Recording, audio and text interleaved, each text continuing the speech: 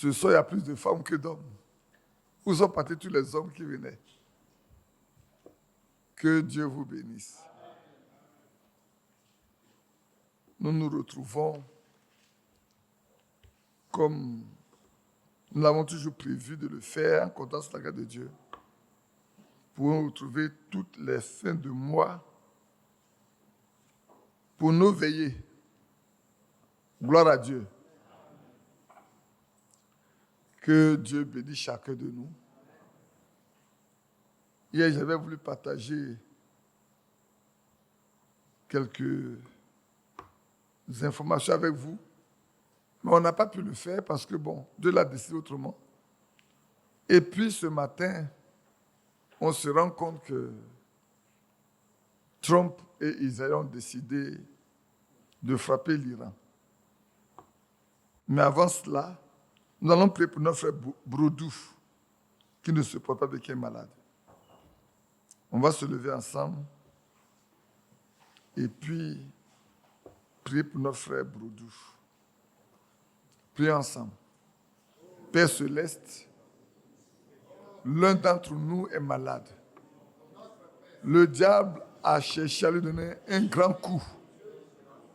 Mais nous nous joignons à lui pour faire opposition à cette attaque.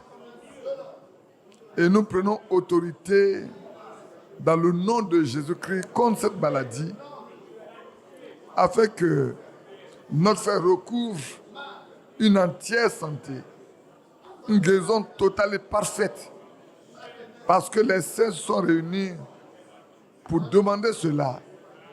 Et tu as dit ce qu'on demande au Père en ton nom, tu le feras, que notre frère recouvre la guérison au nom de Jésus-Christ.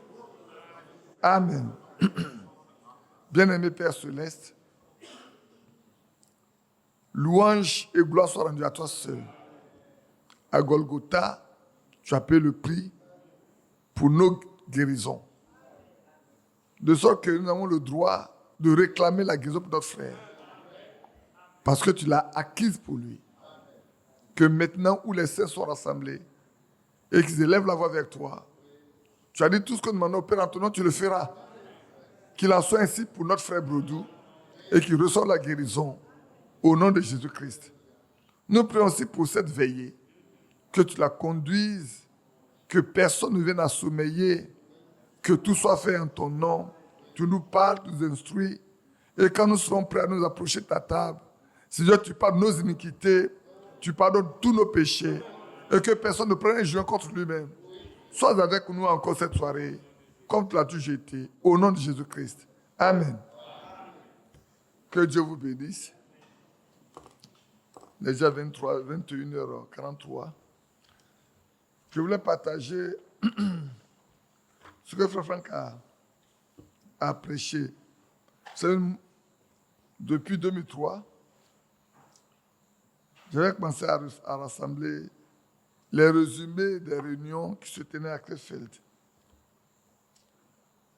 Et pour 2018, au cours de 2018, février et mars, Frère Franck a écrit, pour ne pas dire qu'il a écrit, il a prêché, il a fait le résumé de ce qui a été passé à Krefeld, parce que je le fais souvent.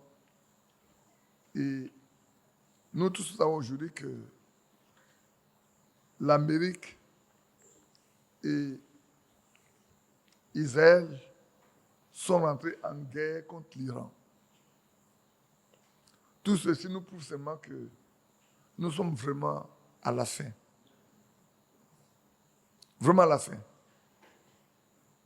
Hier, j'ai posé la question de savoir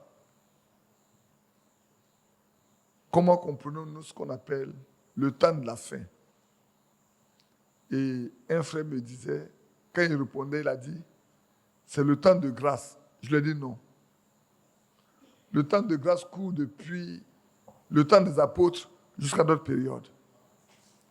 Le temps de la fin, c'est la période finale qui vient juste avant la deuxième venue de notre Seigneur. Et nous devons savoir que, frère, nous sommes à la fin de la fin du temps de la fin. Au temps de la fin, le Seigneur nous a parlé. En nous envoyant un prophète pour nous donner tout ce qu'il faut pour nous préparer pour la seconde venue du Seigneur. Et il a même dit, je te donne un message qui précédera ma seconde venue. Donc le message qu'on a eu là, frères et sœurs, le message qui nous est parvenu a un seul but, préparer la seconde venue du Seigneur. Donc préparer les hommes et les femmes pour qu'ils soient prêts, afin que quand il viendra, ils puissent les prendre avec lui. Et cette période-là tire vraiment à sa fin. Toutes ces guerres, toutes ces batailles ont un seul but. Arriver au point où les hommes peuvent dire, arrêtons de faire la guerre, mettons-nous ensemble, donnons la possibilité à Israël de bâtir son temple pour servir son Dieu, signons des accords pour que cette guerre-là ne se passe plus. Toutes les guerres peuvent se passer dans tous les pays, dans tous les continents. Mais la guerre qui se passe, dans laquelle Israël est impliqué, sachez que c'est pour mener des hommes à vouloir faire la paix un jour avec Israël.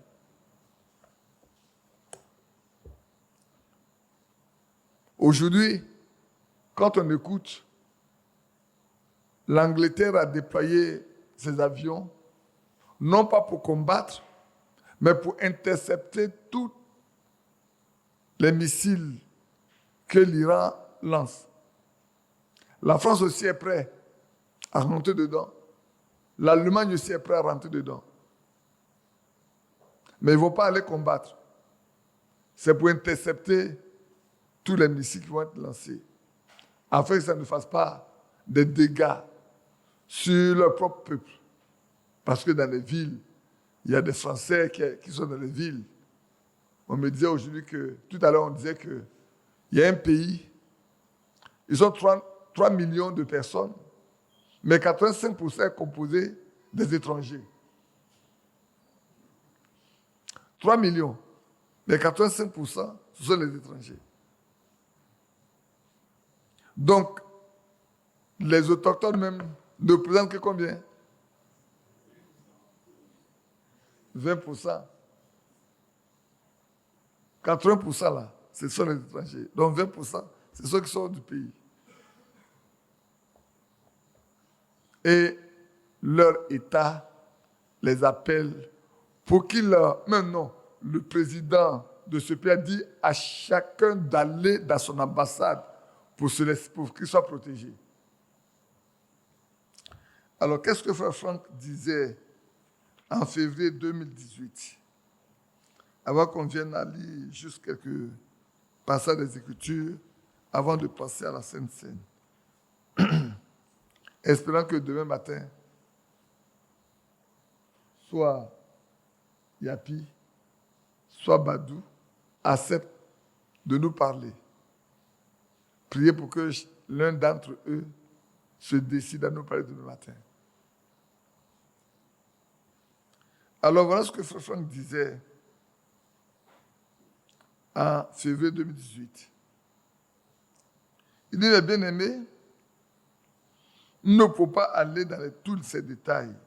Nous n'avons que quelques minutes. Mais ceci est le message de l'heure. Rassemble mon peuple, afin que mon peuple puisse entendre mes paroles. Ma parole originale, qui est écrite dans les Saintes Écritures, que nous avons appelée la Bible. Bien-aimés, je regarde en arrière à plusieurs années dans le royaume de Dieu, et nous regardons aussi dans l'histoire. Nous regardons à Jérusalem. Nous avons entendu l'annonce au sujet de Jérusalem, la ville, la capitale d'Israël. Nous avons vu le président des États-Unis allant au mur de lamentation. Il a posé sa main sur le mur de lamentation et il a prié pour Israël. Bien-aimé, je ne peux pas aller dans les détails, mais le temps est presque passé. Et Frère Branham a dit, si vous voulez savoir quelle heure il est, regardez votre montre. Si vous voulez connaître le jour, regardez votre calendrier. Si vous voulez savoir comment le temps est avancé, regardez à Israël. Amen. Thierry, merci.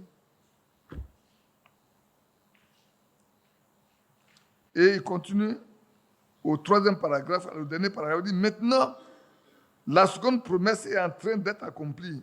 Et ici, voici les écritures clés avec le mot, le verbe envoyer. Tu y es déjà? Thierry, tu n'as pas avancé. Hein? Tu y es déjà. Je vous enverrai le prophète Élie. Ainsi, c'est Dieu qui fait l'envoi et le prophète apporte le message. Amen. Nous avons reçu le message car Dieu a envoyé le prophète. Et il nous dit que le président américain, c'est lequel? C'est celui qui est là actuellement là. Hein? Celui qui est revenu. C'est celui-là qui a fait de Jérusalem la capitale. Alors que c'est Tel Aviv, au plan international, au plan mondial, c'est Tel Aviv qui est considérée comme la capitale d'Israël. Mais Trump dit que c'est Jérusalem qui est la capitale. Effectivement, au temps de David, au temps des rois, la capitale d'Israël, c'était bien Jérusalem. En mars 2018, tu prends tout la même page, la première page aussi.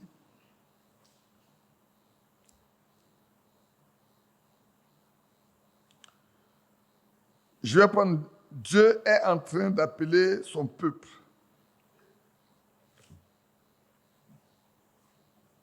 Tu prends, où on a mis par la grâce de Dieu, nous vivons dans un temps, dans une génération où les prophéties bibliques sont en train de s'accomplir.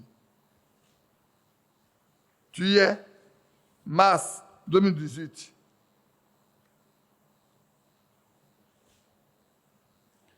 Tu prendras par la grâce de Dieu.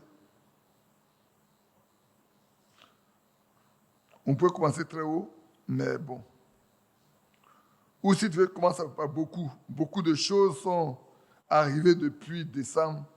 On ne prendra pas tout ça en prenant son nom. Dieu est en train d'appeler son peuple et nous pouvons dire, comme notre Seigneur et Sauveur l'a dit, dans Luc 4.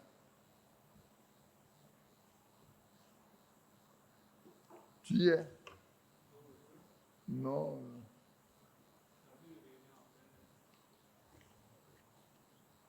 Dans une réunion en plein air. Prends où il y a beaucoup là, beaucoup de choses, puis tu vas pouvoir descendre. Voilà. Mars 2018, hein? La première page de mars 2018. Beaucoup de choses. Oh bon, si vous voulez, je le lis après de là pour venir, pour que vous ne vous perdez pas. Beaucoup de choses sont arrivées depuis décembre de l'année passée. Nous allons nous référer à quelques-unes d'entre elles. Premièrement, je vous ai dit qu'en février, nous avons tenu des réunions merveilleuses, des grandes réunions au Portugal, ainsi de suite. Et puis on descend jusqu'à Dieu. Dieu est en train d'appeler son peuple. Bon. Je vais regarder où là il y a mis la grande réunion là.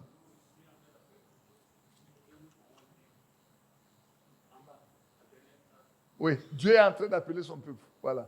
Tu poursuis. Voilà. Dieu est en train d'appeler son peuple. Et nous pouvons dire comme notre Seigneur et Sauveur l'a dit dans Luc 4, quand il a lu du prophète Ésaïe 61, il pouvait dire aujourd'hui, cette écriture s'est accomplie devant nos yeux. Amen.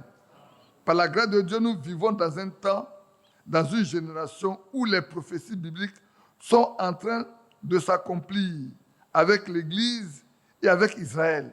Et bien entendu, avec toutes les nations. C'est faux ou c'est vrai? Tous ont entendu la déclaration de Trump le 6 décembre 2017. Il a déclaré que Jérusalem est la capitale d'Israël. Et amis, Jérusalem a toujours été la ville de Dieu, avec le peuple de Dieu, depuis 3300 ans. Ça, c'est en 2018. Si on met encore 8 ans, on dirait que ça fait 3308 ans.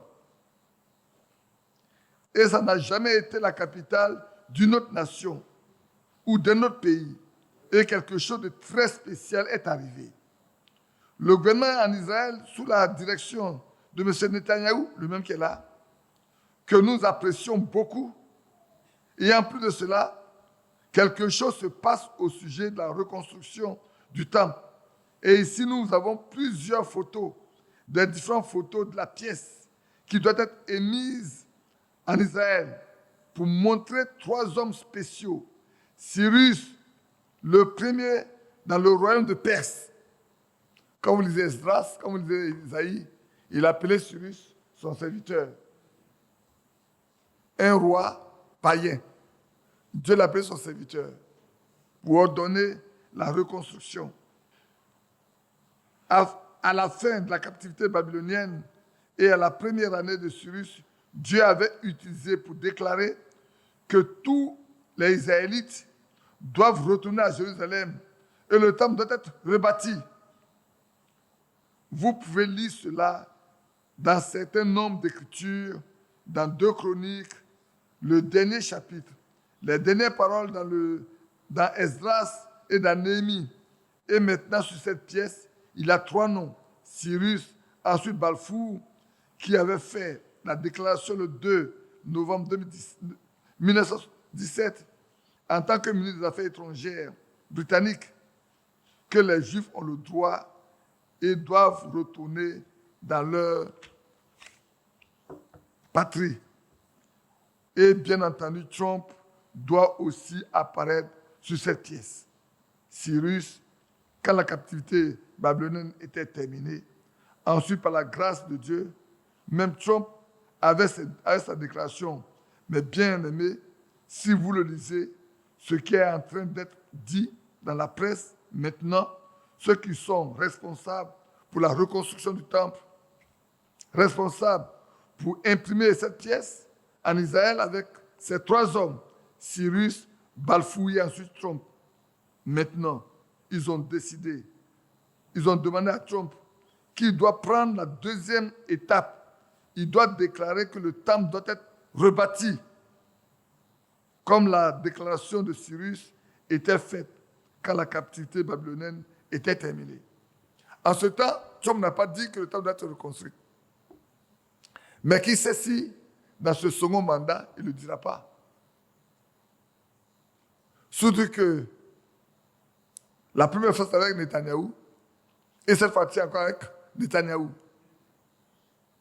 Et la guerre se fait par les deux. Cette fois-ci, en juin passé, Israël est parti, il n'était pas d'accord, mais il a fini par le soutenir un peu. Mais cette fois-ci, les deux ont coordonné leurs actions pour que l'Iran comprenne. Et aujourd'hui, tous les pays d'alentour sont en train de s'unir avec l'Amérique pour ne pas que l'Iran puisse posséder une arme pour détruire Israël. Parce que l'Iran n'a jamais voulu l'existence d'Israël. Or, Dieu a décidé que son peuple retourne dans leur patrie, dans la terre qu'il avait promise à Abraham et qui a été possédée au temps de Josué par celui qui a distribué ces terres-là, mettant chacun à la place qu'il est dû selon ce que sa mère, à sa naissance, avait dit. Gloire soit rendue à l'Éternel. Nous comprenons, bien aimés frères et sœurs, que nous sommes vraiment à la fin, de la fin, du temps de la fin. J'insiste là-dessus. Cela peut passer inaperçu. Certains peuvent penser qu'ils ont encore le temps devant eux. Non, nous n'avons pas le temps devant nous. Nous devons nous préparer et nous devons être prêts. Frères, sœurs, nous avons donné signe. C'est un que nous attendons, c'est vrai. Mais qui sait, si ce signe en train de s'accomplir, les choses vont se précipiter.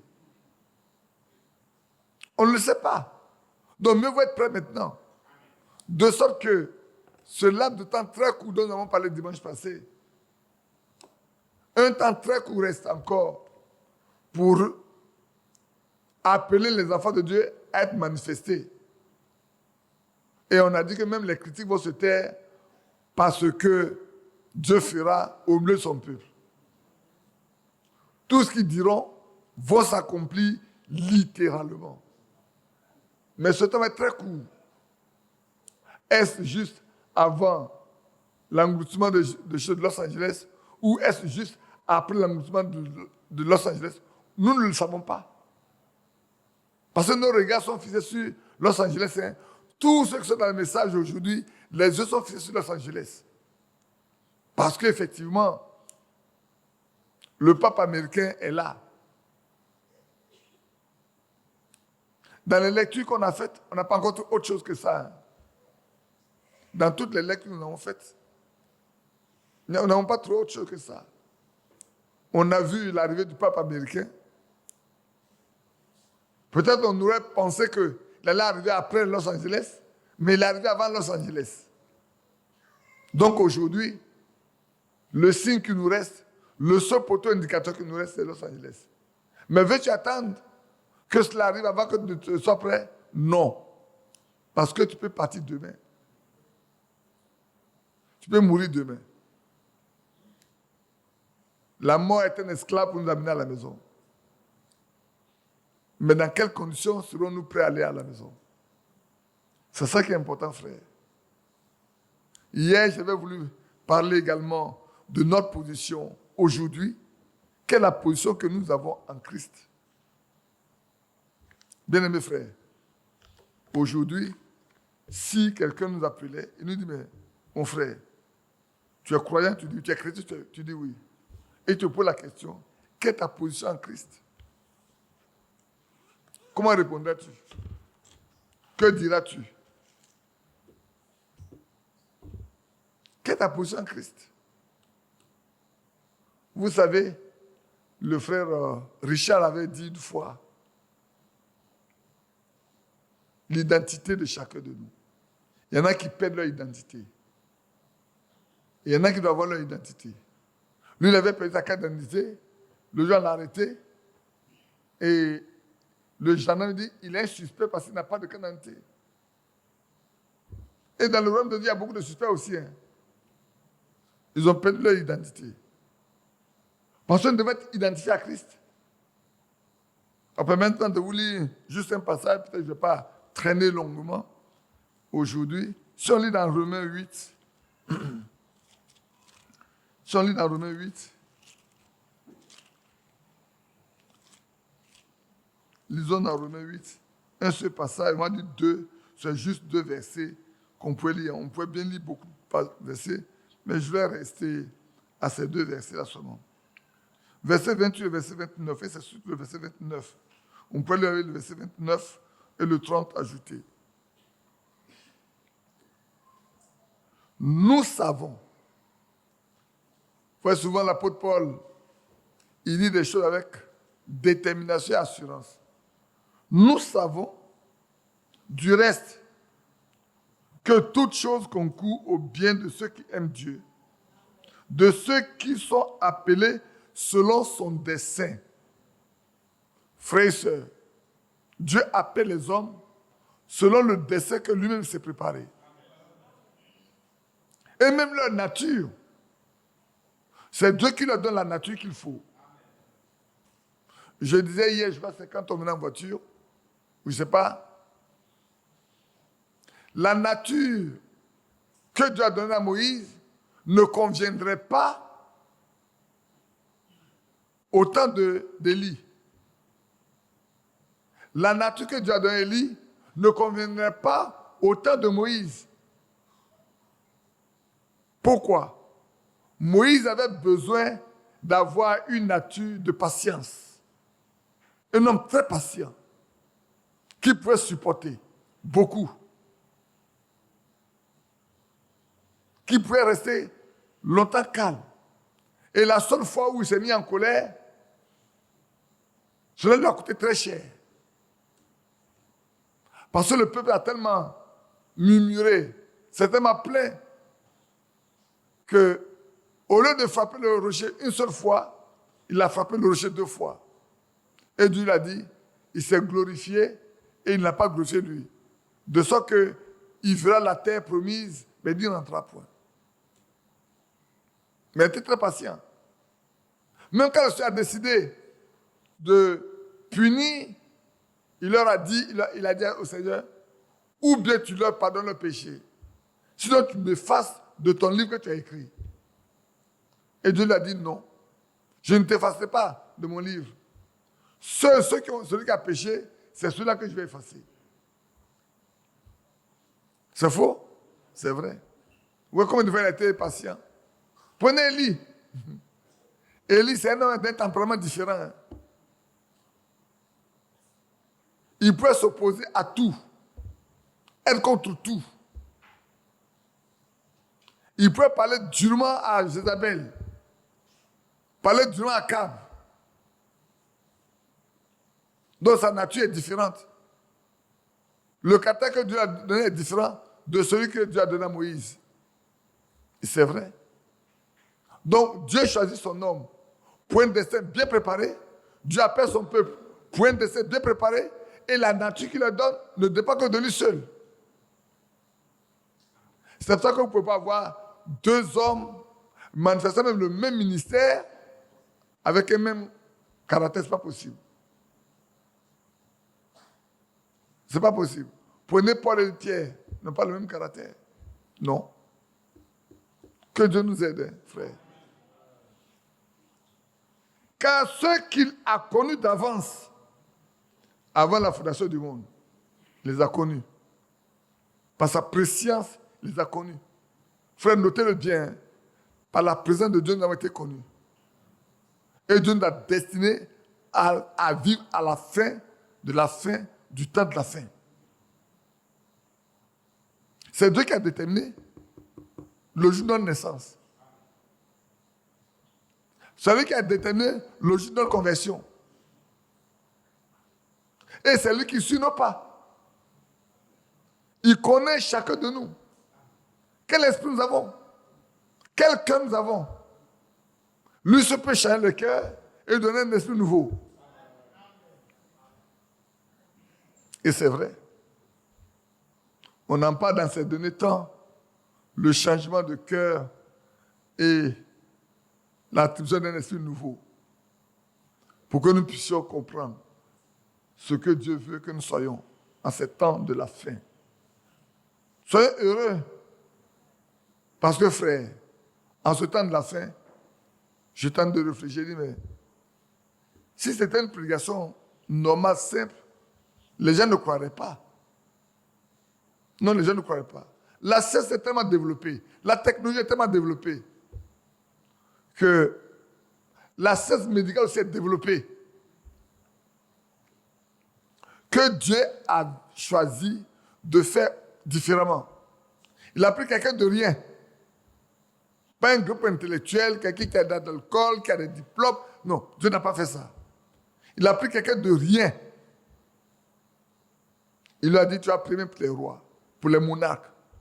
Même le cancer ne résistera pas à ta prière. Même le cancer ne peut pas résister à ta prière. Il a enseigné les médecins sur la guérison. Il s'est opposé aux grands docteurs en théologie et dans tous les domaines au niveau de la parole de Dieu. Et Dieu a toujours confirmé que c'est lui qui l'a envoyé. De ce que faire, ce que nous avons là n'est pas fait de main d'homme. Ne vient pas de la volonté des hommes, mais de la volonté de Dieu seul. C'est pour ça que celui qui méprise ça, il se méprise lui-même. Mais malgré tout, vous voyez, frère, permettez de vous dire, des gens trouvent des doctrines, ils tirent des doctrines étrangères là-dedans. Il y en a qui baptisent au nom de Branham. Il y en a qui trouvent que Branham est leur Seigneur. Il y en a qui trouvent le moyen de toute la polygamie dans ce qui est enseigné. Et il peut vous aller dire que mais David avait 500 femmes. Donc il est possible. Mais ils oublient que l'origine de la polygamie ne vient pas de Seth. Ça vient de Caïn. Ça vient de la descendance de Caïn. C'est le mec qui a pris la première fois 2 femmes. Il s'enorgueillit. Chez Seth, c'est une femme. Quand vous arrivez chez Noé, c'est une femme. Quand vous arrivez à Abraham, c'est une femme. Vous arrivez chez Isaac, c'est une femme. Seul Jacob a été obligé d'avoir 2 femmes. Pour ne pas dire 4. D'abord, 1.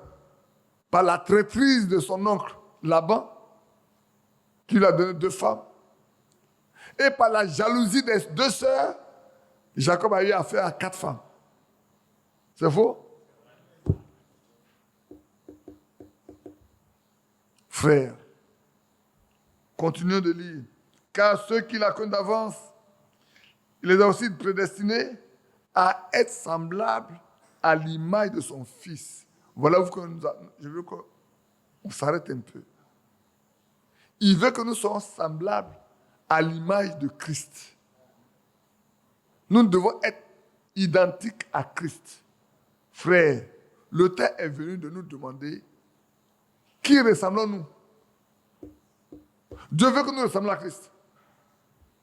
Dieu, lui, il nous a destiné à être les ressemblants de Christ. Aujourd'hui, qui ressemblons-nous? À qui? Avons-nous l'image de Christ à nous? Marchons-nous comme il a marché? Parlons-nous comme il a parlé? Aimons-nous comme il a aimé? Frères, sœurs, arrêtons-nous. Ici, nous devons être à l'image de Christ. Il nous a prédestinés pour ça. Hein. Dieu nous a prédestinés à être semblables à l'image de son Fils. Il t'a prédestiné à ça. Il t'a destiné à être semblable à Christ. Demande-toi aujourd'hui, alors que nous sommes à la fin du temps de la fin, est-ce que je ressemble à Christ? L'essentiel n'est pas d'aller à l'église. L'essentiel ne veut pas dire, je suis au message. Ça ne veut rien dire. Le message, comme je disais tout à l'heure, quand il dit tout à l'heure, c'est pas maintenant. À quelqu'un, c'est un canal. Le message est un canal que Dieu nous a donné pour arriver au but qui s'est fixé. Le message est un canal pour chacun de nous pour arriver au but que Dieu s'est fixé. Parce que Dieu veut que vous soyez prêts, nous soyons prêts pour qu'il vienne nous chercher. Si on était déjà prêts, certainement il serait déjà venu. Hein. C'est parce qu'on n'est pas encore prêts. Nous ne sommes pas encore prêts, frères. Jusqu'à quand serons-nous prêts? Il ne va pas rester indéfiniment là-bas. Hein. Les événements se précipitent sur la terre. Vous voyez, depuis 1954, l'annonce a été faite pour l'arrivée du pape américain. Depuis 1954. J'ai dit, mais tous ceux qui sont nés après 1954, vous voyez bien que la prophétie même à Dieu a été avant vous. Mais vous le voyez s'accomplir maintenant. Vous le voyez s'accomplir maintenant. Plus de 70 ans après, il est là. La prophétie s'est accomplie. Ça a traversé plusieurs générations, hein. Plusieurs décennies. La prophétie a traversé plusieurs décennies jusqu'à ce que ça arrive à notre temps. Et nous avons le privilège, frère. Regardez bien, quand on pensait à Lee Robert, quand on pensait à Brigitte Badi, quand on pensait à Megbe Philippe, à tous ces frères qui sont partis, à ceux qui sont partis, ils n'ont pas vu l'accomplissement de cette promesse. Vous voyez l'accomplissement de cette promesse. Maintenant, placez-vous par rapport à l'accomplissement de cette promesse-là. Où en êtes-vous avec votre état? Où en êtes-vous avec votre condition? Il vous a prédestiné pour que vous soyez semblable à Christ. Est-ce qu'aujourd'hui, vous pouvez dire, je suis semblable à Christ? Aucun ne peut dire que le Seigneur est le fautif. Ce n'est pas encore arrivé là. Il a donné tout le matériel. Il a donné tout ce qu'il faut prêt pour que nous parvenions à ça. Il n'a rien laissé de côté. Quand vous regardez Esther, tout ce qui était nécessaire pour Esther pour parvenir à acquérir, je peux dire, le désir du roi a été mis à sa disposition. Est-ce que les autres femmes aussi n'ont pas eu ça? Si, ça tout le monde. Mais il y a un qui a trouvé grâce devant l'eunuque. De sorte que quand elle partait devant le roi, elle lui a dit, ne prends rien. Les autres se sont amassés plein de choses. Parce que tu pars dans le trésor, tu passes ce que tu veux. Tu vas voir le roi, tu vas être reine, et puis déjà tu vas t'approprier de tous les biens du roi. C'est pas ce que vous comprenez. Tu es censé devenir la reine.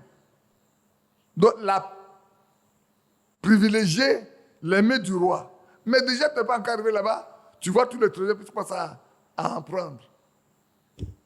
À Esther, tu ne prends rien. Soigne ta beauté seulement.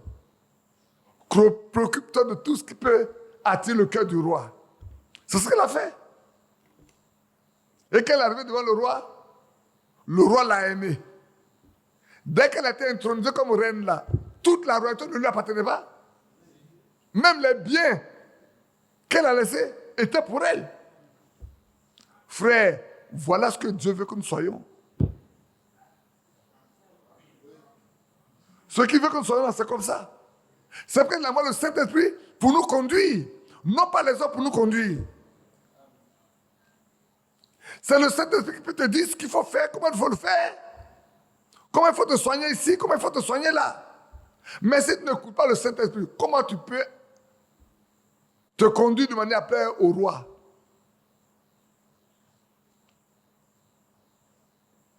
Si tu n'entends pas ce que le Saint-Esprit dit, si tu n'écoutes pas ce que le Saint-Esprit dit, si tu ne comprends pas ce que le Saint-Esprit dit, tu ne peux pas t'apprêter. Alors je pose la question. Quel est notre état aujourd'hui dans l'avancement du temps et dans notre préparation? Tu es à quel stade? Tu es à quel niveau aujourd'hui, frère?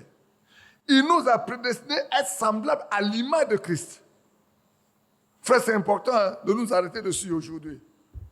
Ma position en Christ, c'est laquelle? Tout à l'heure, je vous disais, la fois, il n'a pas notre identité, où nous perdons notre identité, mais également, il a parlé de la pierre, des pierres qu'on taille pour construire le temple. Pendant 40 ans, on a taillé les pierres de l'autre côté.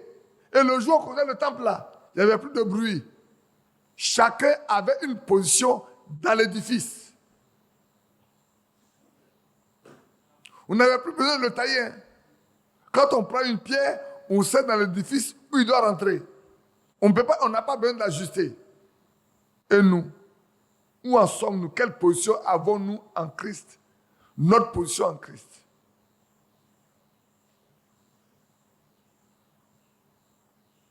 J'espère que vous ne dormez pas. Vous n'avez pas sommeil non plus. Hier, j'avais voulu poser la question à toute l'assemblée qui était là. Il y avait beaucoup de personnes de toutes les religions qui existaient, les catholiques, peut-être les assemblées de Dieu, d'autres sont là. Mais le temps n'a pas permis. On a chanté pendant 1 heure de temps. Et quand j'arrive ma montre, il ne restait qu'à peu près 52 minutes. Je me demandais combien de temps, qu'est-ce que je pourrais faire. Mais je suis à parler comme je devais. Il y a un, quand il est arrivé à mon niveau, quand on saluait les familles, quand il est arrivé à mon niveau, il m'a regardé, il m'a bien secoué la main. Il dit, c'est bien. On ne s'arrête pas à ça seulement. Qu'est-ce qu'il a pu tirer là-dedans?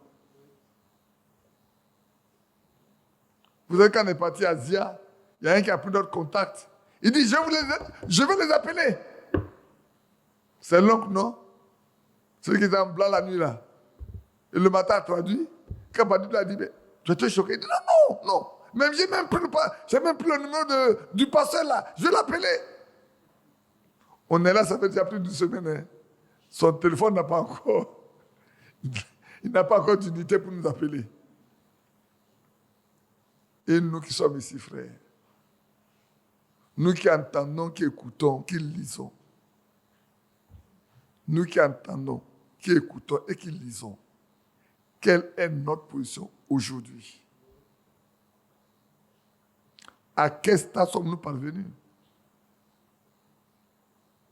Frère, vous savez, dimanche passé, je vous ai parlé de l'attitude de nos bien-aimés amis quand ils ont dit aux sœurs de notre frère de barrer mon nom dans les remerciements, dans leur reconnaissance.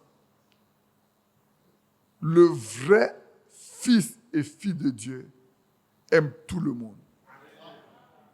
Un vrai croyant, un vrai chrétien né de nouveau aime tout le monde.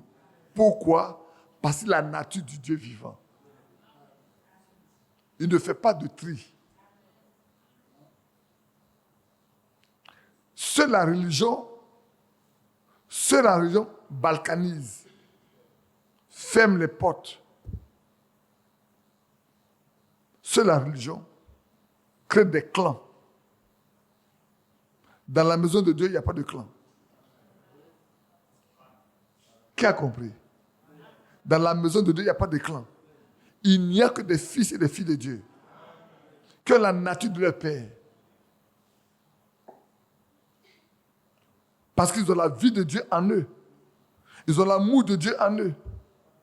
Ils ont la patience de Dieu en eux. Oui. Ils sont longanimes. Ils sont doux. Ils sont paisibles. Aujourd'hui, ce n'est pas la même chose. C'est pourquoi je pose la question. Quelle est notre position en Christ? Est-ce que nous rassemblons tous les éléments pour ressembler à Christ? Avons-nous rassemblé tous les éléments pour être semblable à lui? On aime chanter. Oh, rends-moi semblable à toi. Fais de moi ce que tu voudras. C'est pas ça, non? Depuis qu'on chante ça, ça fait combien d'années que nous chantons ça? À titre individuel. Peut-être moi, j'ai commencé à chanter ça depuis 78.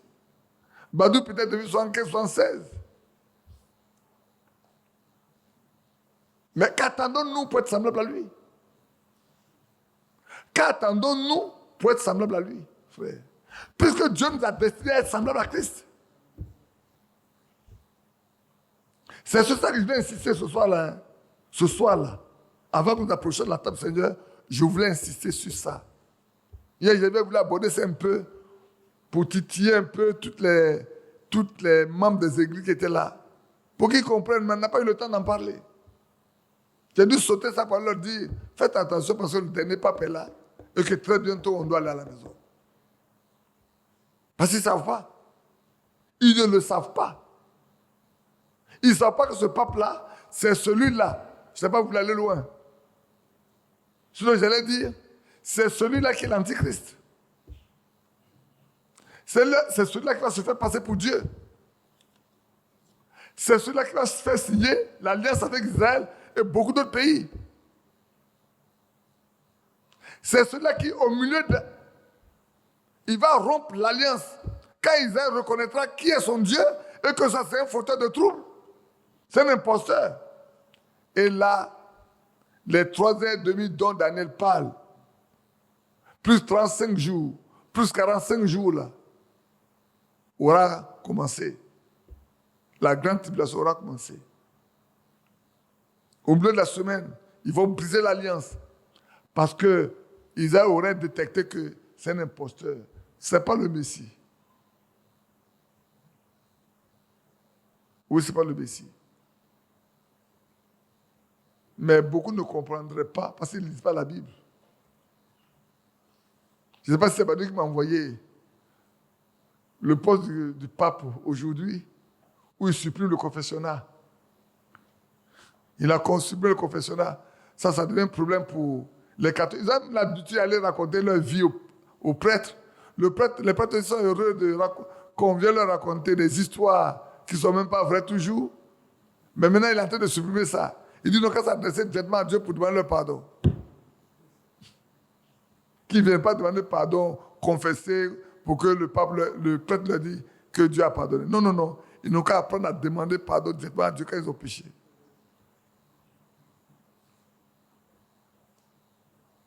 Il fait beaucoup de choses, ce pape-là. Hein. Il change beaucoup de choses. Vous savez, souvent, c'est difficile de changer les habitudes. Hein. Quand l'habitude est très ancrée, ça devient seconde nature. Et demander aux gens de changer brutalement. Le gars, la femme là ou le monsieur là, il a fait mal la nuit, il dit, bon, j'allais demain, il va me confesser. Le prêtre aussi met son oreille pour qu'on lui raconte tout ce qu'on veut. Il lui a dit, non, non, non. Ce n'est pas biblique. Ce n'est pas comme ça que Dieu a dit.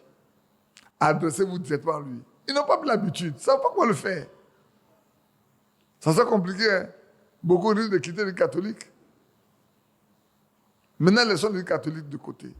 Venons à nous-mêmes. Quelle est ta position en Christ? Es-tu un doigt? Es-tu un orteil? Un cheveu? Un bras? Ou un avant-bras? Ou un pied? Ou un petit poids seulement sur le pied? Quelle est ta position? Mais tu es destiné à être semblable à Christ. Quand on te voit, on doit voir Christ vivant. Quand on me voit, on doit voir Christ vivant. Quand on nous voit, on doit voir Christ vivant. Frère, quelle est notre position en Christ? Quel est notre état? Quand je parle d'état, même c'est encore plus grave. Quel est ton état? Si on fait un diagnostic, on te prend là comme un médecin pour examiner qui tu es, on te passe au scanner. Quel est l'état dans lequel tu te trouves en Christ? À cette époque où nous sommes là, nous voyons que tout est en train de finir et que tout peut basculer d'un jour à un autre. Tout peut basculer, frère. Tout peut basculer d'un jour à un autre. On ne sait pas ce qui peut se passer demain. Alors aujourd'hui, posons la question. Quelle est ma position? Quel est mon état devant Dieu? Comment Dieu me voit-il? Comment Dieu me voit-elle?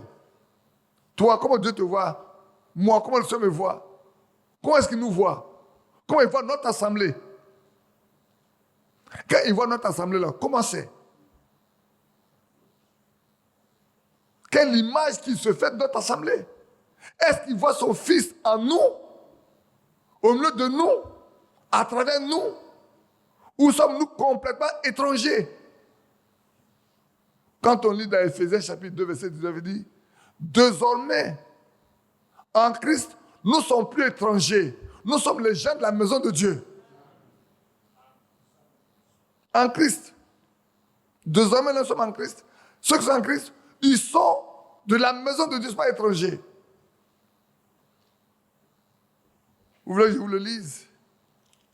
C'est Éphésiens 2, verset 19.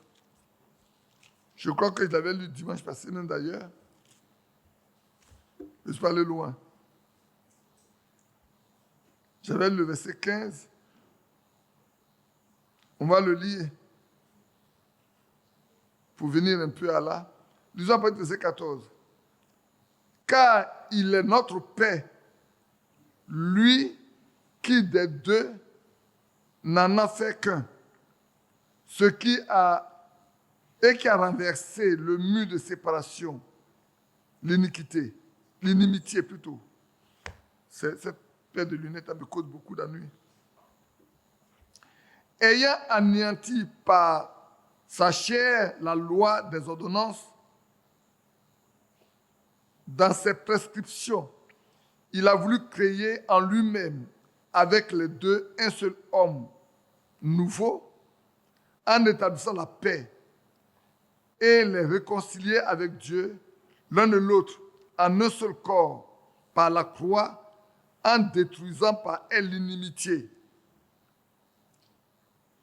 Il est venu annoncer la paix à vous qui étiez loin et la paix à ceux qui étaient près. Car par lui, les uns et les autres, nous avons accès auprès du Père dans un même esprit. Alléluia.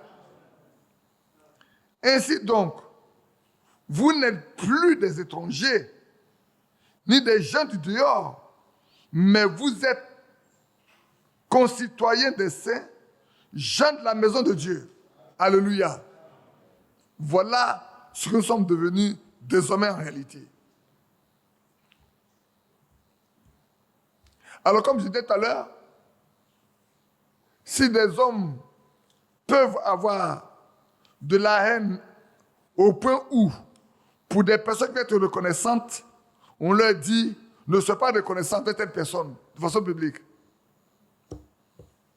Ne sois pas reconnaissant avec telle personne de façon publique. Si vous voulez qu'on lise votre reconnaissance là, barrez son nom. C'est un défaut d'amour pour parler comme ça. Pour ne pas dire ça, c'est la haine. Je dis c'est un défaut d'amour. Et cependant, après avoir fait ça, quand on arrive à la maison, on prie. Hein. C'est faux. On se met à genoux pour prier. Pour vouloir parler à Dieu. On oublie que notre prière ne dépasse même pas notre plafond. Notre prière ne dépasse pas le plafond. Parce qu'il n'y a pas d'amour en nous. Tu es fatigué, hein, vraiment. Je vais te mettre au show qu'on on fait aux enfants avant, quand on est à l'école primaire. On nous met, on nous met au mur là. Puis, on va te mettre, tu vas te mettre le dos au mur là, et puis tu vas rester collé comme ça. Alors le Seigneur va te quitter. C'est vrai. Moi-même, j'ai dormi. Après la veillée, comme je disais au frère, mais j'ai dormi comme un enfant. Cet après-midi, après l'enterrement, j'allais me coucher, mais je me suis levé à 17h30. J'ai dit, mais vraiment, c'est que j'en ai besoin. Et le chef du village m'a appelé, donc j'ai été chez lui. Ils sont passés, bon, je ne l'ai pas vu, il m'a appelé, bon, mais j'ai été le voir. Demain matin, on va passer le voir. Il voulait te voir et voir ma soeur avec toi. Toute la chefferie. Donc ici, frère, vous voyez combien de fois on est... Quand on connaît notre position en Christ, quand on lit ça, on peut être content. Avant, on était des étrangers. On était complètement éloignés. Mais désormais, nous ne sommes plus éloignés. Nous sommes unis. Nous ne sommes plus étrangers. Nous sommes des gens de la maison de Dieu. Nous sommes des concitoyens, des saints. Nous sommes des concitoyens, des saints et des gens de la maison de Dieu. De sorte que le Fils, qui est le premier d'entre tes frères, veut que nous soyons à sa ressemblance. Le Père veut que nous soyons à la ressemblance de son Fils. Parce que nous sommes des fils. Par lui, nous sommes devenus des fils et des filles de Dieu. C'est pas vrai? C'est par Christ que nous sommes devenus des fils et des filles de Dieu. Par la nouvelle naissance. Donc on ne peut pas être différent de lui. C'est ça que le Père dit, je veux que vous soyez à l'image de mon Fils. Alors quel est notre état? Nous-mêmes. Avons-nous l'amour qu'il a manifesté à Golgotha pour nous? Est-ce qu'on peut manifester cet amour-là pour nos frères et sœurs? Je ne demande pas que nous partons mourir, mais le peu, c'est qu'ils soient vivants et qu'on puisse les aimer comme nous aimons nous-mêmes. Est-ce que c'est possible aujourd'hui? Nous ne sommes pas en train de nous frustrer les uns les autres et même incapables de pardonner. Or, on nous dit que le soleil ne se couche pas sur notre colère. Je dis celui qui a expérimenté le pardon ne peut que pardonner instantanément. Celui qui ne peut pas pardonner instantanément, c'est qu'il n'a jamais expérimenté le pardon que Jésus a donné. Et c'est vrai. Pour pouvoir pardonner, il faut avoir reçu le pardon toi aussi. Mais si tu n'as pas fait une expérience du pardon, tu ne peux pas pardonner.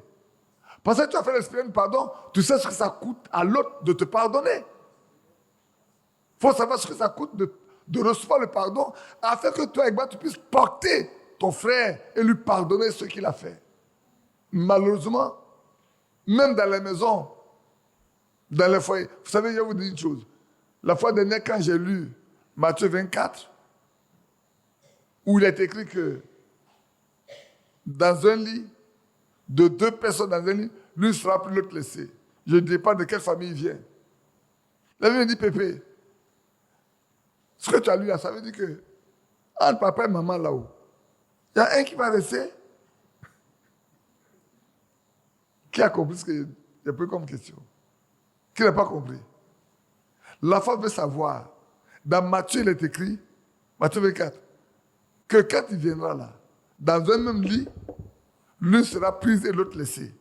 Dans un champ de 2 personnes, l'une sera prise et l'autre laissée.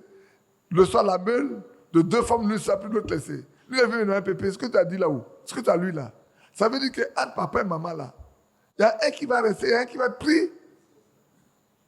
Il se préoccupe déjà pour son père, pour sa mère. Parce que c'est écrit. Je lis ce qui est écrit. C'est ce qu'il a répondu.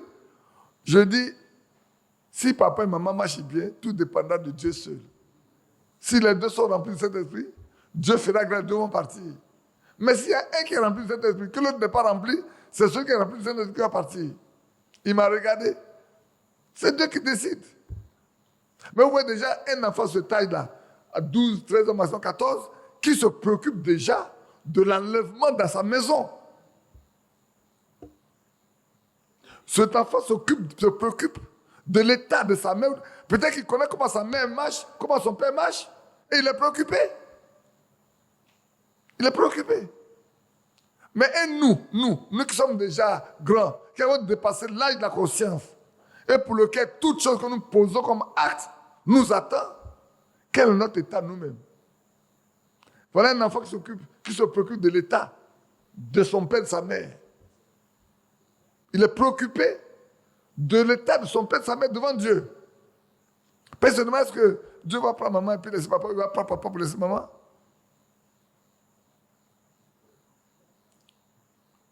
Est-ce que Dieu va prendre mon père pour laisser ma mère ou il va prendre ma mère pour laisser mon père? Moi, je veux que mon papa et ma maman soient enlevés. Voilà ce qu'il lui veut. Il ne veut pas que l'un d'entre les deux reste ici-bas quand l'enlèvement aura lieu. Mais toi-même qui es concerné, qui es père, qui es mère, quel est ton état devant Dieu? Remplis toutes les conditions nécessaires pour être enlevé quand il viendra. Ou tu joues encore avec ta foi. Ou tu fais semblant d'être croyant. Parce qu'il y en a, malgré tout, dans ce message, il y en a qui croient encore semblant d'être chrétiens. Il y en a qui font semblant d'être chrétiens et ils ne le sont pas. Quoi que nous ayons le grand trésor, frère, nous avons le plus grand trésor du temps dans nos mains.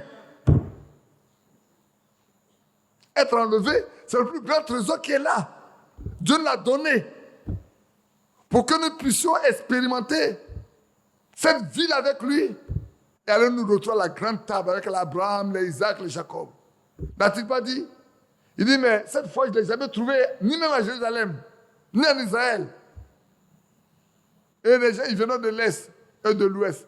Et ils sont assis à la même table qu'Abraham, Isaac et Jacob. Et les fils du royaume sont jetés dehors, là où il y a des grincements, des pleurs, des grincements dedans. Ne voudrons-nous pas être de ceux qui vont s'asseoir à la même table qu'Abraham, Isaac et Jacob? Frères, vous voyez, ils ont été des croyants. Ils ont été des vrais croyants. Souvenez-vous de Jacob. Jacob avait déjà des visions. Oh oui. Il avait déjà des visions. Ce n'est pas lui qui est parti à Padan Aram. Il a fait le son où il y avait une échelle là. Où les uns montaient, descendaient et disent, ici c'est la porte du ciel. C'est Jacob, non? Et puis il a mis une pierre ici. Et il est parti. Quand les choses marchaient mal, Dieu lui donnait de comprendre comment il allait faire pour avoir beaucoup plus de brebis. Et de brebis, de chèvres et tout. Il avait déjà des visions. Mais quand Dieu lui a dit, écoutez-moi frère bien soeur, écoutez-moi bien. C'est Dieu qui a dit à Jacob de quitter là-bas et de rentrer. C'est Dieu qui l'a parlé, non? Mais à un moment donné là, il a eu tellement peur de son frère Esaü qu'il a fait passer et ses femmes, ses enfants, et ses serviteurs, et tout son troupeau, et il est resté seul. Mais cette nuit-là, il a fait la plus grande expérience de sa vie. Il a reçu une visite. Et quand il a cette visite-là, il a saisi cet homme. Jusqu'au matin, ils ont lutté. Il dit, c'est fait, je ne laisse pas partir. Il dit, je ne te laisse pas si tu ne me bénis pas. Il dit, oui, tu ne seras plus appelé Jacob, tu seras appelé Israël. Quand tu as lutté avec les hommes, tu as lutté avec Dieu et tu as gagné. Et même sa démarche a changé ce jour-là. 2 ans, Jacob n'a même plus peur d'Ésaü. Parce qu'il a eu affaire à affronter le plus fort et le plus grand. Quand il a fini d'affronter le plus fort et le plus grand, quand on lui a dit qu'il a remporté la victoire, il dit, ce n'est pas à des humains que je vais avoir peur. Où en sommes-nous, nous autres, frères et sœurs? Et ils ont cru. Et la Bible dit, ils ne parviendront pas à la perfection sans nous. C'est pas vrai? C'est écrit dans Hébreux 11, non? Ces hommes dont on rate témoin de leur foi, ils ne seront jamais arrivés à la perfection sans nous. Mais où en sommes-nous, frères? Où en sommes-nous? Certains n'avaient que le sang des boucs et des taureaux. Mais nous avons le sang précieux du Fils du Dieu vivant. Nous avons le baptême, frère, nous avons le baptême du Saint-Esprit. Dieu venait habiter lui-même dans nos cœurs pour faire de nous une habitation. Dans quel état sommes-nous aujourd'hui, frère? Quelle est notre condition devant lui? Bientôt, nous allons passer à la table. J'ai juste fait 1 heure de temps, je crois. Il était 21h43. C'est ça, non? 45. Quand j'ai commencé à parler, il est 22h47. Je n'ai fait que 1 heure 2 minutes. Et je situe la même question. À chacun de nous, frères, ce soir de réfléchir. Et pour le temps qui arrive de réfléchir, quelle est ma condition devant Dieu? Quel est mon état devant lui? N'attendons pas, frère. Nous voulons avoir un bon témoignage de chacun de nous. Tout à l'heure, je parlais avec Frère Lambert. Il devait aller à Boaké pour un enterrement. Tout le programme a été fait. Et puis, il prend la voiture. Et la voiture commence à ne pas marcher. Ils font tout. La voiture ne marche pas. Il rentre dans un garage, le gars a voulu forcer pour habiller. Non, non, non. La voiture est tellement électronique qu'on ne veut pas que tu forces. Donc, ils sont partis, la fouille, chez son ancien garagiste. Il a dit, mais tu as 2 bougies qui ne marchent pas. Je t'ai dit, il faut chercher les bougies d'origine. Parce que sinon, ces bougies que tu as là, c'est 6 mois, au moins c'est 1 an. Ils se sont abîmés ta voiture. Donc, il a remplacé les bougies. Ils ont pensé encore pouvoir prendre le bataillon, non. Il appelle le frère qu'il ne pourra pas venir. Tout simplement. Parce que avant ça, il avait fait un songe qu'il n'a pas considéré. Il partait effectivement à Boaké pour ces obsèques-là. Et puis un grand gaillard était sur le chemin, il a battu le chemin. Il a tout fait. Il dit, ah, c'est toi, tu ne vas pas passer. Tu t'en iras pas. Et puis il s'est réveillé. Et il n'a pas considéré. Mais c'est quand il s'est rendu compte qu'en prenant le chemin, la voiture refuse de partir. Et qu'il a raconté le songe. Il dit, ben frère, tu n'avais raconté le songe là. Non, c'est pas partir avec toi. Hein. Toi, tu vois que tu ne peux pas partir. Et la preuve, tu vois, on a pris la route, ça n'a pas marché. La voiture avait un bruit effroyable. Il pensait que c'était une grosse panne. Alors, c'est 2 bougies qui ne marchaient pas. Que Dieu nous bénisse. Frère, je repose la question. Et puis, elle laisse la place à Frère Yapi pour qu'on commence à scène. Ah non, non, non. Je dois lire le texte, c'est ça, non? On va se lever ensemble. Levons-nous ensemble. Et nous allons devant le Seigneur. John, s'il te plaît, on se lève. On se lève ensemble pour prier. Heureusement que d'ici minuit, on doit arrêter ça. Après la Sainte Seine, on va laisser chacun aller se reposer. À beaucoup sont fatigués au milieu de vous. C'est vrai. Qui est fatigué en réalité? N'ayez pas honte.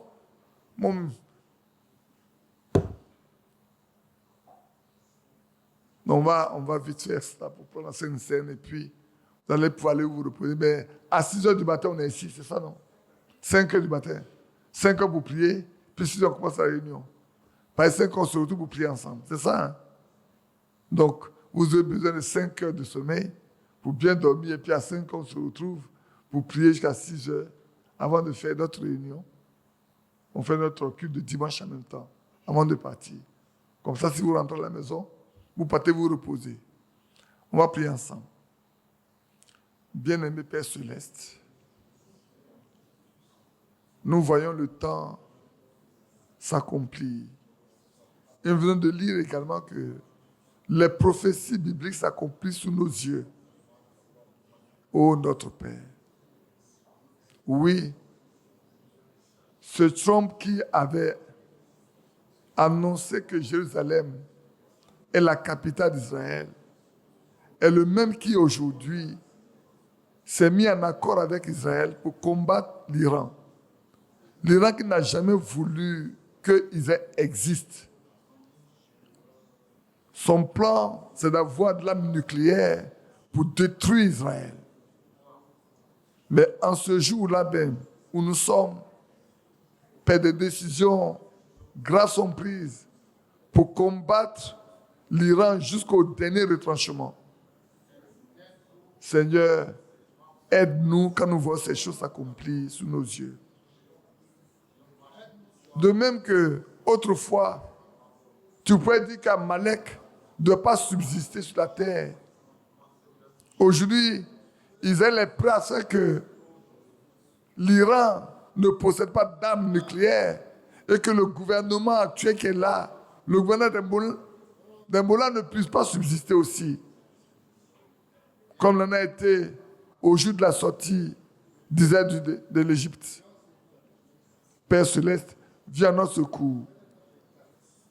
Aide chacun de nous à reconsidérer ses voies, afin que nous soyons purs devant toi. Nous sommes saints devant toi. Et tu as dit, comme je suis saint, vous serez saints. Tu l'as déclaré. Seigneur, tu es capable de le faire. Donne-nous d'avoir les dispositions nécessaires pour que tu accomplisses dans la vie de chacun de nous ce que tu es proposé de faire. Tu as décidé de faire de nous des fils et des filles de Dieu. Mais tu as dit ne toucher à rien d'impur. Alors tu nous accueilleras. De sortir de Babylone, de la Chaldée, de la confusion. Oh Dieu, sommes-nous tous sortis de la confusion? Sommes-nous tous prêts à abandonner tout ce qui est impur? Seigneur, aide-nous. Et l'apôtre Paul pourrait dire, ayant de telles promesses, nous devons nous purifier de toute suite de la chair et de l'esprit. Seigneur, est-ce que nous sommes parvenus à ce niveau-là? Quel est notre état devant toi? Comment tu nous vois? Révèle à mon frère, révèle à ma soeur, révèle à moi-même ce que je suis devant toi. Et crie à toi jusqu'à ce que, Père, tu fasses de moi, oh, celui qui ressemble à Christ. Quand on me voit, on voit Christ. Quand on voit ma soeur, on voit Christ. Quand on voit mon frère, quand on nous voit, on ne voit que Christ en action ici, bas sur cette terre. Vivant parmi des hommes, vivant au milieu des hommes et des femmes. Oui, vivant de la vie de chacun de nous. C'est voilà notre demande ce soir. Souviens-toi de tes promesses. Accorde-nous sur la paix. Tu ne veux pas que nous soyons des étrangers de ta maison, mais des hommes, des concitoyens des saints, des gens de ta maison. Oh, qu'il est beau d'appartenir à ta maison. Père Céleste, sois loué, sois remercié et glorifié. Au nom de Jésus-Christ. Amen. Amen. À ce moment, on va lire rapidement les Écritures pour la Sainte Seine. Il peut passer, comme on en a l'habitude, on prend 1 Corinthiens.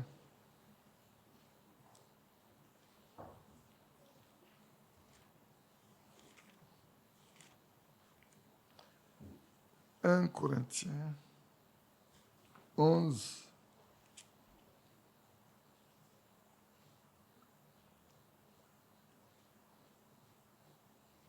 Vous voyez, quand on lit 1 Corinthiens chapitre 10, dans Corinthiens chapitre 10, vous voyez comme l'apôtre Paul a mis en exergue le comportement de ceux qui étaient dans le désert et qui, pour finir, sont morts. Et la Bible dit que ces choses leur sont arrivées pour nous servir d'exemple au verset 11. Et elles ont été écrites pour notre instruction, à nous qui sommes parvenus à la fin des siècles. Ça, c'est 1 Corinthiens 10, verset 11 que j'ai lu. Je vais le relire. Ces choses sont arrivées pour servir d'exemple. Elles ont été écrites pour nous, pour notre instruction, à nous qui sommes parvenus à la fin des siècles. Et si donc, que celui qui croit être debout prenne garde de tomber. Amen. Et quand on arrive au verset 16, il dit, la coupe de bénédiction que nous bénissons n'est-elle pas la communion au sang de Christ? Le pain que nous rompons n'est-il pas la communion au corps de Christ? Puisqu'il y a un seul pain, nous qui sommes plusieurs, nous formons un seul corps, car nous participons tous à un même pain. Amen. Et quand on arrive au verset 23, qu'on a l'habitude de lire, dans 1 Corinthiens 11, l'apôtre Paul nous dit, et ça c'est important, quand je le lis, moi je m'arrête toujours. Il dit, car j'ai reçu du Seigneur ce que je vous ai enseigné. C'est une grande affirmation. Il n'a pas été formé, ni instruit par quelqu'un, par l'un des apôtres qui a vécu au temps du Seigneur Jésus-Christ. Ce n'est pas eux qui lui ont montré qu'est-ce qu'il faut faire. C'est le Seigneur même qui lui a montré ce qu'il faut faire. Ce qui montre complètement quelle est l'importance de ce que nous posons comme acte. Paul n'était pas avec le Seigneur quand il était vivant. Mais après, le Seigneur lui a appris comment faire la scène. Et il a écrit cela pour que nous sachions que lui, l'apôtre des gentils, ce que nous faisons là, ce n'est pas des mains des hommes qui l'a appris cela. C'est Dieu même qui le lui a appris. De sorte que tu as accordé toute l'importance à cela. Car j'ai reçu du Seigneur ce que je vous ai enseigné. C'est que le Seigneur Jésus, dans la nuit où il fut livré, prit du pain. Et après avoir rendu grâce, le rompit et dit, ceci est mon corps qui est rompu pour vous. Faites ceci en mémoire de moi. C'est ce que nous avons fait tout à l'heure. Nous faisons ceci en sa mémoire. Pour nous rappeler qu'avant d'aller à Golgotha, avant de passer même par Gethsémani, il a fait la Sainte Seine avec ses disciples. C'est comme si ce soir-là, le Seigneur nous réunit ensemble pour faire la Sainte Seine avec nous, avant d'aller à Gethsémani et continuer le lendemain à Golgotha, pour donner sa vie pour nous. C'est ce que nous sommes en train de faire. Et après avoir rendu grâce, le rompit et dit, ceci est mon corps qui est rompu pour vous, faites ceci en mémoire de moi. De même, après avoir soupé, il prit la coupe et dit, cette coupe est la nouvelle alliance à mon sang. Faites ceci en mémoire de moi toutes les fois que vous en boirez. Bien-aimés frères, le Seigneur nous instruit que chaque fois que nous buvons de cette coupe, nous devons le faire en sa mémoire. C'est vrai. C'est la nouvelle alliance en son sang. Son propre sang a été versé pour le salut, pour le rachat de chacun de nous. Car toutes les fois que vous mangez ce pain et que vous buvez cette coupe, vous annoncez la mort du Seigneur jusqu'à ce qu'il vienne. Qui a compris? Chaque fois que nous mangeons ce pain et que nous buvons cette coupe, nous annonçons sa mort. Parce que ce qu'il a fait avant d'aller mourir, c'est ce qu'il a fait. Donc, en le faisant, nous annonçons qu'il va mourir. On n'est pas comme les catholiques qui pensent que le pain, là, c'est le corps entier réel de Jésus.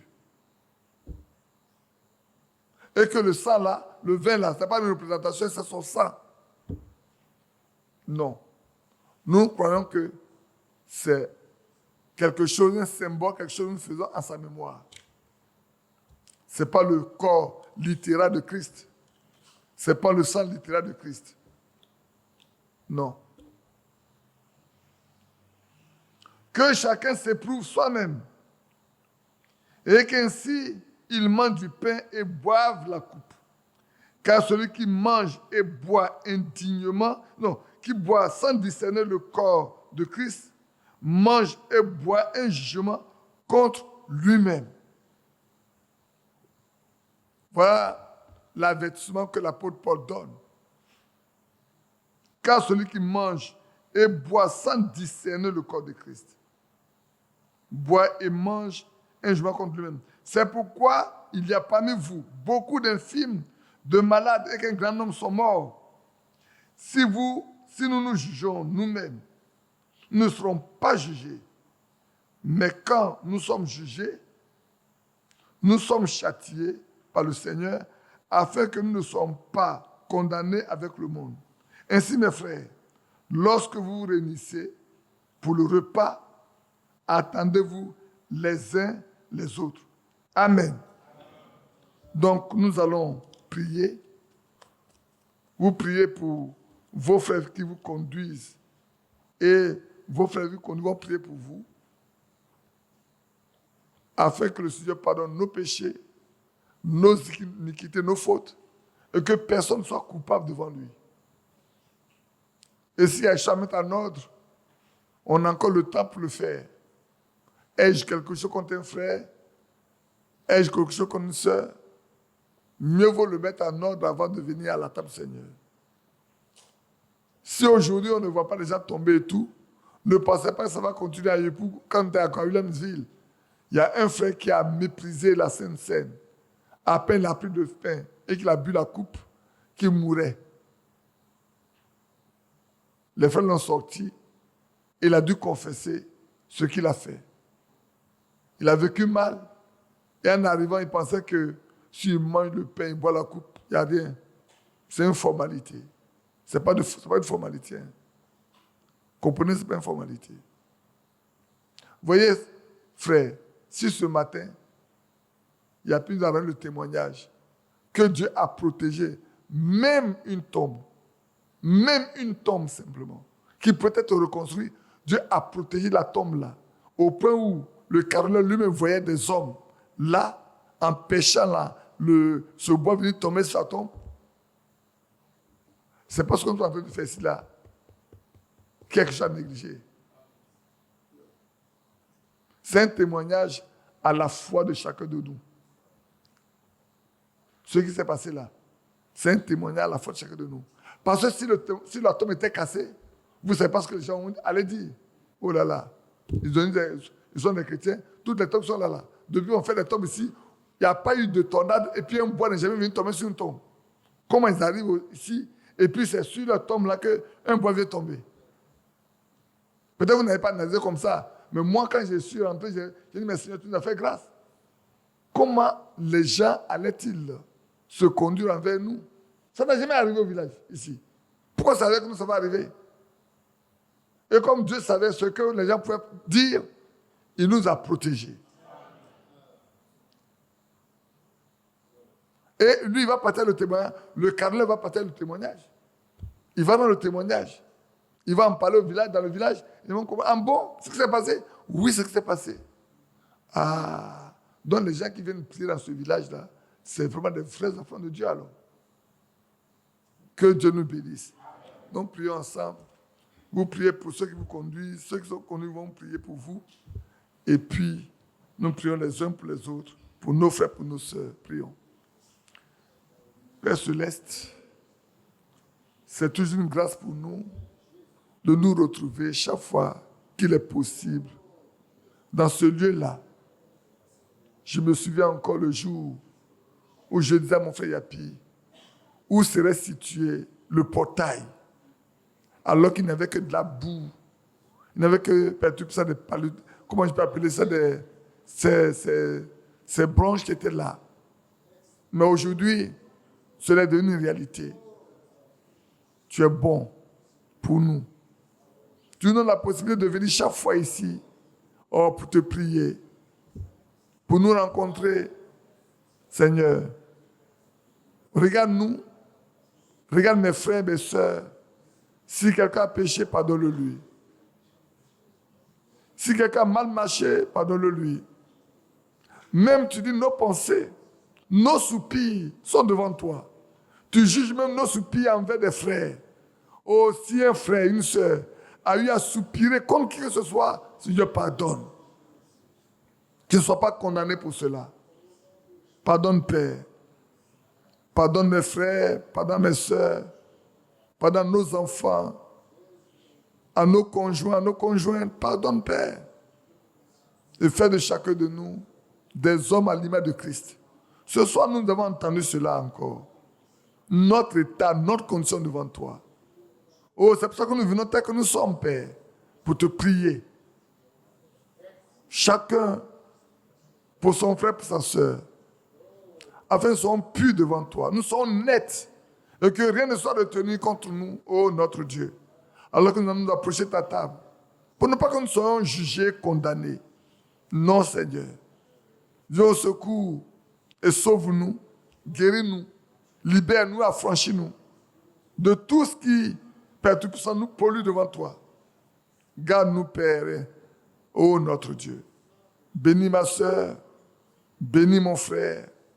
Garde chacun dans le creux de tes mains. Purifie-nous, sanctifie-nous, lave-nous, Seigneur, et rends-nous purs devant toi. Tu veux te présenter une église sans tache, ni semblable. Une église qui soit irréprochable. Que ce soit encore, Père, cette petite assemblée qui est là. Oh, je suis persuadé qu'elle fait partie de cette petite épouse de Christ qui est dans ce pays-là. Seigneur, bénis-la. Bénis cette petite épouse, bénis-la. Et garde-la dans le creux de tes mains. Oh, notre Dieu, fait que, après avoir pris ce pain et ce vin, nous sommes fortifiés. Que les malades reçoivent la guérison. Les faibles deviennent forts comme David. Oui, Père. Écoute et exauce-nous au nom de Jésus-Christ. Amen. Amen.